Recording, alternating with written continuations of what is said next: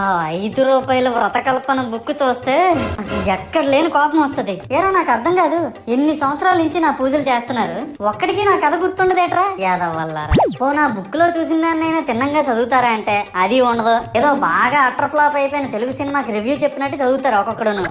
ఇంకా తర్వాత 9 రాత్రుల పాటు నాకు ఎన్ని సినిమాలు చూపించాలో అన్ని సినిమాలు చూపిస్తారా.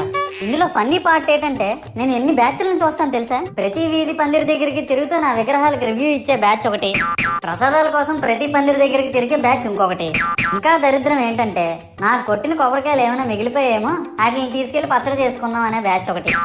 ఇవన్నీ చూస్తూ 9 రాత్రులు గడిపాక సరేలే సాయంత్రం అనిపిస్తారులే అని కాలు మీద కాలు వేసుకొని కూర్చుంటే అప్పుడు మొదలవుతాదిరా నా నిమజ్జనం వ్యాన్ ముందు 90 వేసి నాగిని డాన్స్ చేస్తారు.